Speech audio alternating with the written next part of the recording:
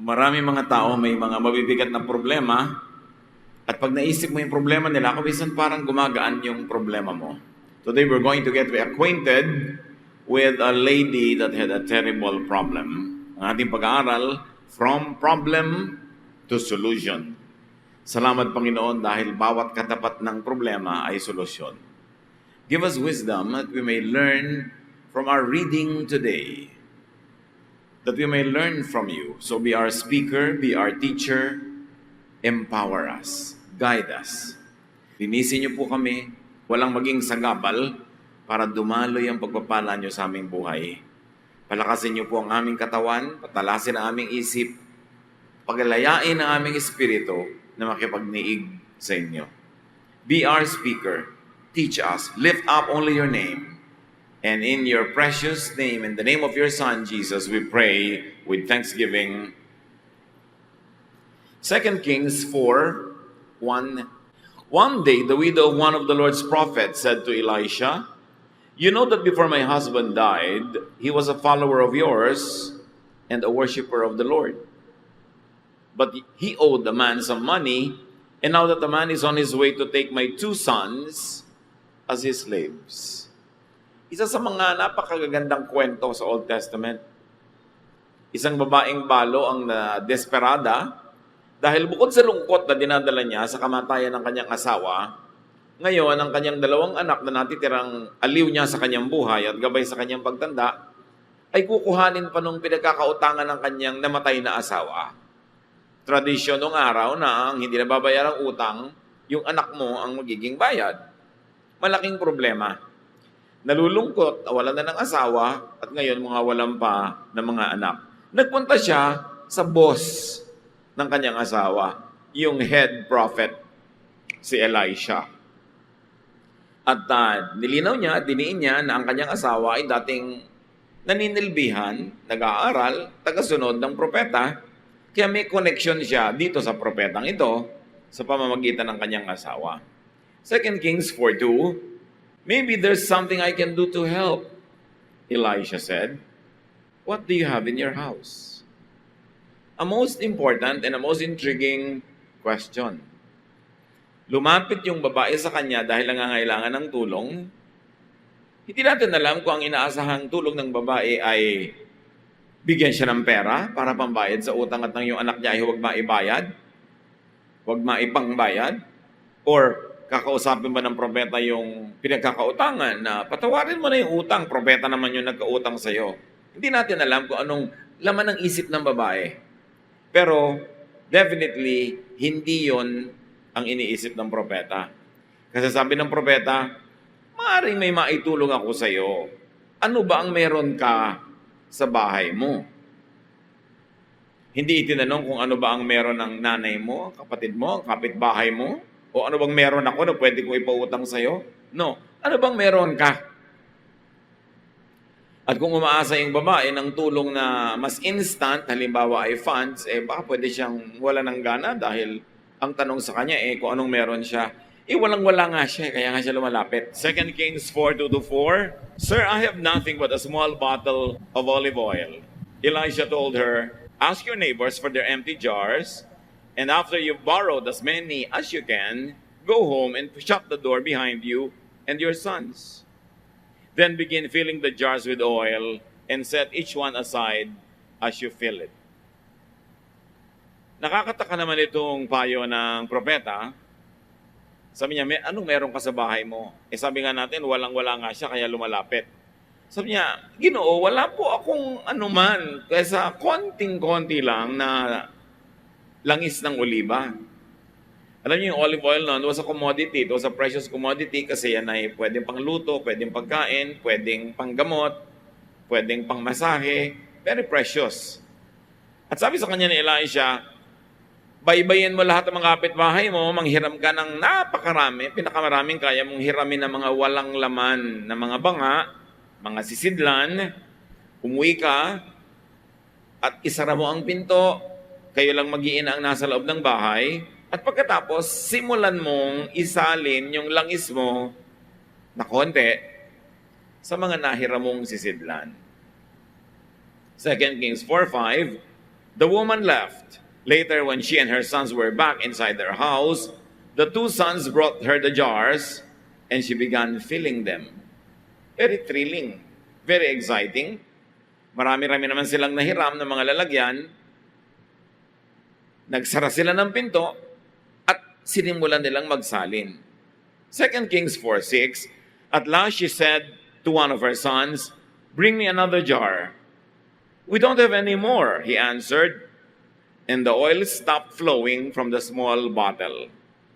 Wonder of wonders, habang nagsasalin sila at may napagsasalinan pa, hindi naubos yung konting langis niya.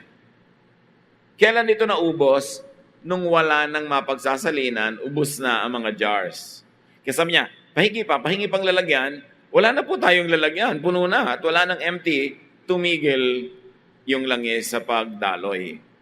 2 Kings 4:7, after she told Elijah what had happened, he said, "Sell the oil and use part of the money to pay what you owe the man. You and your sons can live on what is left." So, ano na po nang gagawin namin? Marami na kaming oil sa bahay. Abay di ibenta nyo. Part ng mapagbebentahan mo, bayaran mo yung utang ng asawa mo. Hindi na mababawi ang yung mga anak, magiging slave. At yung natira, sapat na sa inyo. Ipamuhay nyo. Presumably, hanggang magkaroon sila ng mga hanap buhay, magkaroon sila ng susunod na pagkukunan. So that was the problem and all the solutions embedded in the problem. How the problem was solved is very, very interesting. And it is our interest now how the problem was solved. Or what she needed, which was the problem, and what she had, and what she did. Very important. So the problem was solved by looking at what she needed, and then what she had, and what she did. First of all, she needed money. Sino kaya sa mga tao ngayon hindi yan ang need? Kahit naman dumadami yung pera mo, sabi ng Solomon, dumadami din yung bayarin, dumadami ang gastos, may kailangan ka pa rin. She needed money to pay up so that she would not have to give up her sons. But what she had, isa-isahin natin, kasi mukhang walang-wala siya but she had a prophet husband, although past tense na, patay na, dead, but still useful. Marami nga kung kailan naging dead o naging useful lalo kung may insurance. So, he was dead but still useful dahil may connection siya sa kanyang head prophet. And what did she do? This woman, she capitalized on the goodwill of her husband, on his goodwill, and on his connection. So, that she had at home. She had a dead husband that had a good reputation and had friends. So, lesson agad sa atin, lalo sa mga magulang, mag-iwan, magpamana ng goodwill. Para ang yung mga iiwan, meron man lang mabalikan, mapuntahan, matakbuhan, na alang-alang sa iyo at sa iyong alaala ay tutulungan ng mga naulila. So she also had a prophet connection. She had a husband and she had a connection all the way to God. This was not a simple connection. He was a prophet. Elisha, one of the most celebrated prophets of the Bible. And then what she do? What did she do? She approached the one who could and who would help. Dapat ngayon pa lang umaandar na yung guni-guni natin mga kapatid para yung mga sarili nating problems, mahanapan natin ang solutions. Lesson from this story. She approached the one who could help. What's the point in approaching someone who's willing to help but cannot help anyway?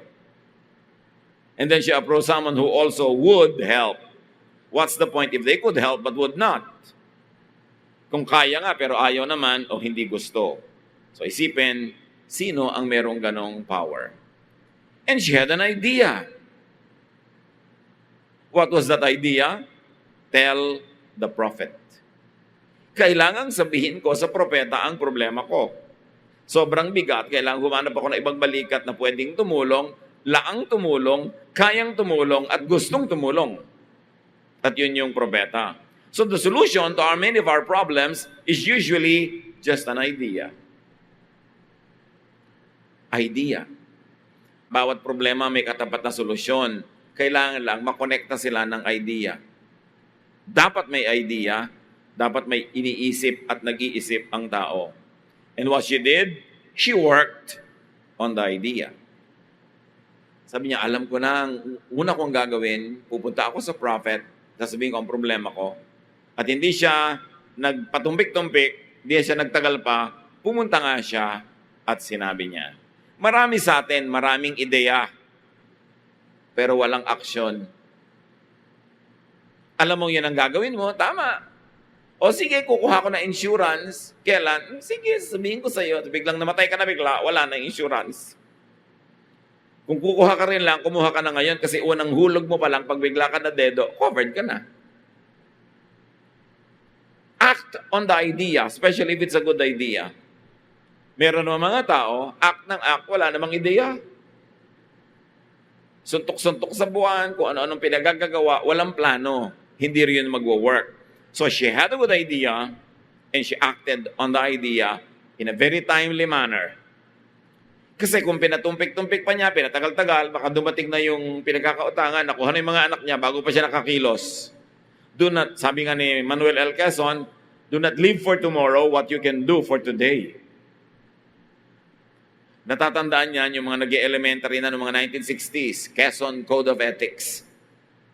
Do not live for tomorrow what you can do for today. Nawala na yan nung araw pagka mga flag ceremony pag Monday, may mga nagre-recite ng mga Quezon Code of Ethics. And it gets instilled in you.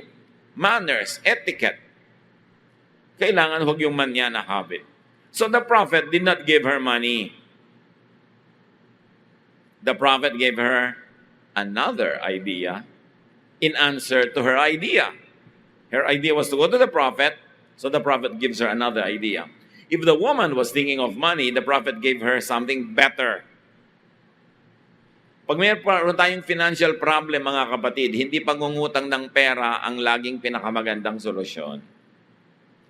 Or hindi pera agad o cash ang pinakamagandang solusyon. Kung yan ang pinakamagandang solusyon, nanalangin na sana yung propeta, naghimala ang Diyos, may pera, o eto na yung pera. But God does not work that way. The prophet did not give her a dole out, but the prophet gave her a project. Binigyan siya ng isang proyektong mapagkakakitaan. What else did the woman have? The woman had courage. Ang mga babae nung araw, hindi basta-basta lumalapit sa lalaki, lalo yung lalaki na yung mataas ang ranggo sa lipunan at sa pananampalataya. Pero may lakas ng loob o nilakasan ng loob ang babae na ito at lumapit siya sa propeta. Talo ang mahiyain.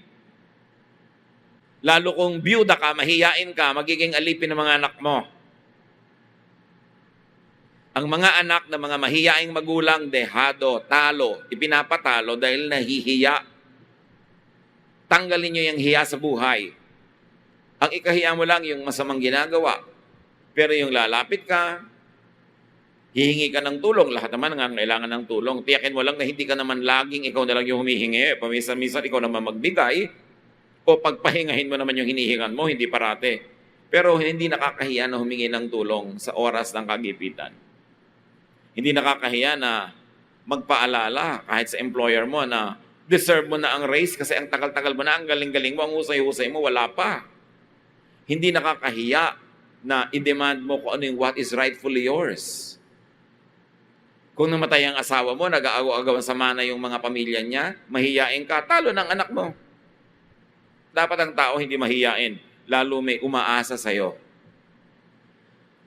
So talo pagka mahiyain ang tao. Hindi naging katalunan ng mga anak niya yon dahil itong babaeng ito may lakas ng loob. And then what she had, the star of all the things she had, was some oil at home. Sabi ng propeta, what do you have at home? And this is a godly way to solve problems. What do you have? What is your strength? What is it in you that can become a solution? Dapat naman mayroon kayo kahit konting sariling oil sa bahay. Have something. Kahit nung naghimala si Jesus, pagpapakain ng 5,000 lalaki plus women and children, merong something, 2 maliliit na isda at 5 pirasong maliliit na tinapay, pinarami. Pero kung wala ni isang isda at wala ni isang tinapay, anong paparamihin? 0 times 10 is 0 pa rin. Kailangan bigyan mo ang Diyos ng something to bless. Gusto mong pumunta sa exam, pumasa? Mag-aral ka at yung alam mo, ma-bless niya dumami habang sumasagot ka ng mga tanong. Gusto mong umunlad sa buhay? Maghanap buhay ka, kumita ka ng kahit konti para paramihin ang Diyos, paunlarin ang kinikita mo. Hindi yung wala ka namang kinikita, gusto mo pang gumastos. Hindi dinadaan niya sa dasal. Kailangan meron kang something. So, bigyan ng Diyos ng mapaghihimalaan.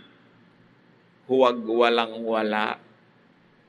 Boring yung laging walang-wala ako. Ang haba-haba na ng buhay mo, walang-wala ka pa. Bakit naman walang-wala ka? Sobra ka naman successful sa pagiging wala. Pagka lagi kang wala, may kasalanan ka na rin doon. Liban na lang, as I always love to say, na sobrang ka matanda, sobrang bata, o sobrang may sakit. Pag willing kang ihampas ang katawan mo sa trabaho, hindi ka pwedeng walang-wala. Meron at meron, magkakaroon. And what we learn here is what we already know. Little becomes much when you place it in God's hands. Line yan of a song. Little becomes much when you place it in God's hands. At gano'n ang miracle. Meron kang konti, paparamihin ng Diyos. Meron kang konting effort, paparamihin niya. To the best of your ability, ha? And what she did, she committed her own resources. Itinaya niya yung sarili niyang konting langis. Marami mga tao, hindi nasosolve ang problema kasi gusto nila, wala silang gastos. Iba ang gagastos, sosolve ng buo nilang problema. Gusto nila, wala silang hirap. Iba ang maghihirap, iba ang gagawa ng buong project. Ida-deliver na lang sa kanila yung tubo. Kailangan kasali ka sa hirap. At kung ano man ang meron ka, itaya mo doon. Kasi pag nakataya yung resources mo, mas pagsisikapan mong maging matagumpay. Kaya yung mga bumibili ng mga franchises, yung gusto mag-franchise ng, halimbawa ay buko o kung anumang maliit na tindahan, ang requirement, ikaw ang tatao sa tindahan mo. At saka meron ka talagang cash outlay para sikapin mong umunlad yun dahil may nakataya ka eh. Gusto mong magtagumpay yung project. Marami mga tao hindi nasosolve ang problema kasi ayaw nilang magastusan, ayaw nila mahirapan, gusto nila charity. What else did she need? Remember, a need is a problem here and we're looking for solutions. She needed bottles.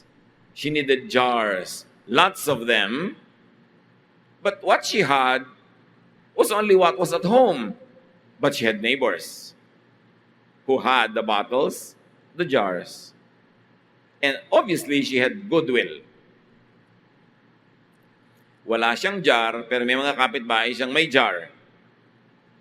Ngayon, kung siya'y palaaway na babae, nakikipagkagalit sa mga kapitbahay, goodbye solution to the problem. Kasi kailangan ng jar, wala siyang jar, ang kapitbahay meron pero di niya kausap eh. Kagalit niya. So meron siyang goodwill. Dumadami ang assets niya. Pag binilang natin, kanina parang wala. She had neighbors who had bottles and she had goodwill. And what she did, she sought help from her neighbors. Nagkakatok, bahay-bahay, meron ba kayong pwedeng mahiram na jar? Kung di ka pinagkakatiwalaan, kung hindi ka gusto, di ka papahiramin kasi nababasag ang jar. Kung may history ka ng pagiging burara na lahat ng dinala mong jar ay nabasag, walang magtitiwala sa'yo. So you see, in solving a problem, pati history mo masasangkot.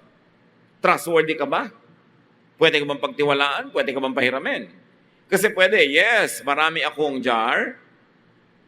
Kilala naman kita, hindi mo naman ako kinaaway, pero hindi kita papahiramin kasi ang dami mo nang nabasag. Ang pag-solve sa problema, hindi lang habang nandun yung problema, even long before it happens, your behavior, your performance is part of the future solution. Kung may inaaway kayo ngayon, nagsasara kayo ng pinto na matulungan niya kayo sa darating na problema niyo next month. At sinong nakakaalam kung magkakaproblema kayo o hindi? Yan yung nangaaway, nakikipagkagalit, bulag yun. Bulag siya sa katotohanan na hindi siya self-sufficient. Na darating at darating ang panahon, kakailanganin niya ang awa, ang tulong, ang respeto ng kapwa. So, she sought help from her neighbors. Ang obvious na lesson sa atin ay be neighborly. Bagamat ngayon, kahit nasa kabilang part ng mundo, isang text lang sa'yo, nahihiraman ka na. So, maging neighborly ka talaga lalo. Plant what you want and what you will need to harvest. And in your problem solving, enlist people's help. Napaka-importante pala dito yung kanyang pakikisama, pakikitungo doon sa head prophet. Ngayon sa kanyang mga kapitbahay din. So what she needed was help. But what she had was a dead husband, a living prophet, 2 sons, and people around her. Tell me, with all of this, put into the brew, alam nga namang hindi pa masolve ang problema niya. Tingnan mo lang yung listahan ng mga inilagay na assets na ilalagay ngayon, ima-marshal to solve her problem. Parang alam mo na masosolve ang problema eh. A dead husband with a good reputation, a living prophet, 2 sons, and a lot of people. The problem became parts of the solution. Remember that her problem were her 2 sons. Now her 2 sons were the main helpers in her endeavor. Sila yung mga katulong na nangolekta ng mga jars at katulong na nagsalin. And what she did, what she sought, people. Walang problemang sobrang bigat kung marami kang katuwang. Lalo kung willing sila and able na tumulong sa iyo. Many are able but are not willing. So you should ask yourself, why not? And many are willing but not able. It's not your problem, it's theirs. But to have people who are willing and able, don't ever lose them in your life. May mga tao nakikipagkagalit sa biyanan, sa manugang, sa kapatid, maging sa asawa, sa anak. It is foolish. Ang laki-laki na ng financial investment mo sa kanya, laki-laki na ng emotional investment mo, ang dami niya ng pinagsamahan, tapos aawayin mo, hahayaan mong inaway ka, hindi mo ginawa ng paraan para kayo magkasundo. It's to your big loss. Every person you lose in your life, in your social registry, is a loss. Dapat yan pinapahalagahan. So turn problems into solutions. And the lady realized one great thing, that in problem solving, people, not things, are the best assets. Ang tunay na napakalaki mong asset ay tao na makakasama mo, naniniwala sa iyo, makikibakas sa iyo. So may problema ba tayo? Anong problema natin? Financial or other things? Do something. Pray, but do something. Hindi pwedeng pray ng pray tas walang action. And remember, let's take a second look at the solution. Hindi siya sinabihan ng propeta, wala pala kayong pera, konti lang ang pera ninyo, may problema kayo, so magtipid kayo masyado. Bawasan yung kinakain ninyo. Magtipid kayo na magtipid. Huwag na kayong gumamit ng ilaw, huwag na kayong, at kung modern time, huwag na kayong mag-electric fan, huwag na kayong kumain na masarap. No! Hindi sila tinuro ang magtipid. Ang itinuro sa kanila ng propeta ay to produce money. To make an income and to increase their income. Iba naman kasing case nila dahil may propeta involved, so may miracle. But do you know na sa buhay natin, may miracle every day? Pwede nga hindi dumadami talaga literally yung oil mo, baka nga wala ka pang olive oil. Pero may ibang dumadami. Kasi kung hindi ka pinaghihimalaan ng Diyos, kapatid, bakit buhay ka pa?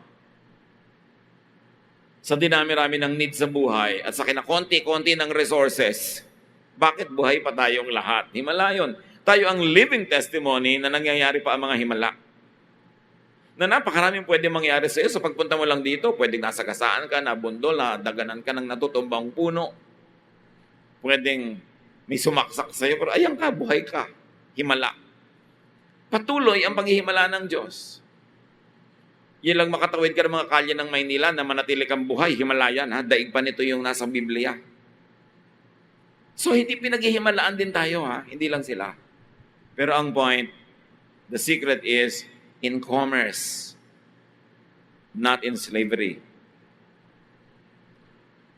Kung meron lang tayo ngayon, sila noon na atin ngayong super OFW mentality, ang solution, sell your sons to slavery. Send them off para masolve ang problema na ngayon yung laging ginagawang solusyon ng mga tao.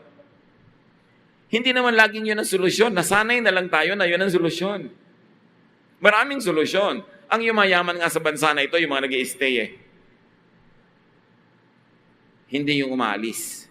Yung umaalis, nagkakaroon ng panggasto sa pagpagawa ng konting bahay na maraming letter A na korting bubong. Diba? Nakakabili ng konting kotse, pero pag umuwi na, may kotse pa bang pangalawa? Wala na. Nakakabili ng konting alahas, pero pag umuwi na, bibenta na si alahas, hindi sustainable. Hindi sinabi ng prophet, gano'n naman pala, sige, say goodbye to your kids. No. Sabi ng prophet, make money. At lagi kong idinidiin yan sa ating mga kababayan. Magpapakasal pa lang kayo, tapos next month, mag-abroad na yung husband mo. Why don't you make him stay and the two of you make money? Nag-asawa ka pa, magkahiwalay naman kayo. Tapos ang dami-daming mga babaeng naghihintay lamang o lalaki na naghihintay lang ng padala, nakatunganga araw-araw. At dahil nakatunganga, naiinip, magsha-shopping ngayon. Magmo-mall, magsisine, kakain, gastos ng gastos kaya walang pera. But the solution is to make more money, not to save. Although it helps to save, pero pag ang mentality mo is to save, habang buhay na lang, gas-gas na yung payog mo, hindi mo pa pinapalitan. Habang buhay na lang, yung mantikang ipinamprito mo last week, paulit-ulit mo pa ang pinampiprito. Habang buhay na lang, nagbubunga nga ka. Ang tubig! Maggastos kayo sa tubig. Ang kuryente, patayin ng ilaw. Habang buhay na lang. Kung kumikita ka ng marami, mag-save ka pa rin sa tama, pero hindi mo kailangan gawin yun. Get out of a mentality. It's a mentality that is the biggest prison. Ang mentality, kaya gusto natin magpagawa ng bahay, anak, mag-abroad ka. Kahit prostitute, nanay, oo, nadadaan na yan sa paligo ngayon, anak.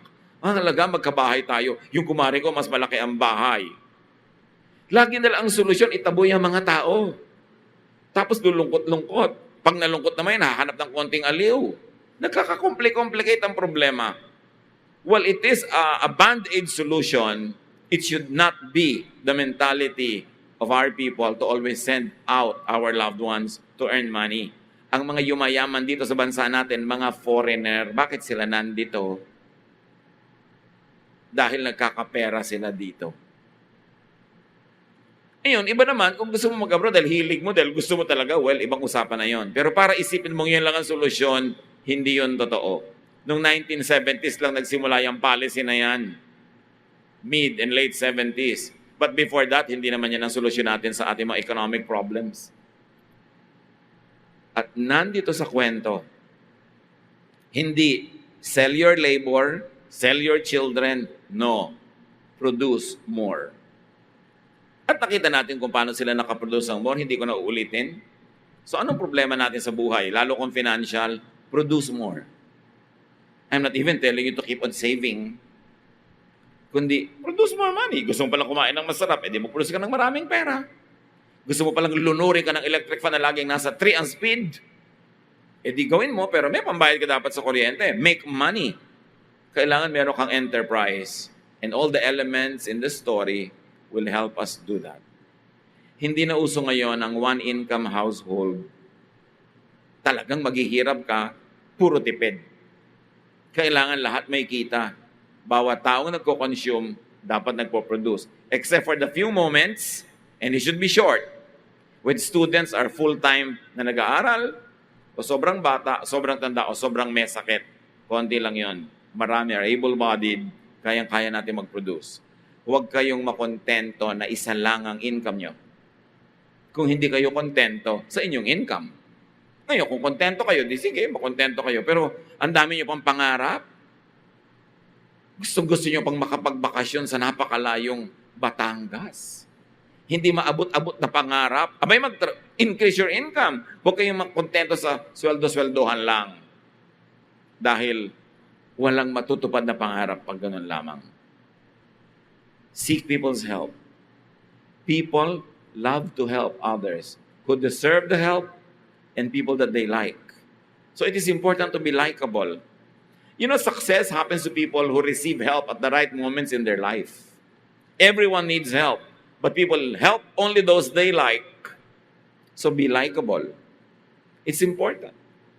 Ama naming Diyos, napakaraming lesson na pwedeng mapulot sa kwentong ito. Dalangin namin ngayon, bigyan mo kaming karunungan, i-apply sa buhay namin.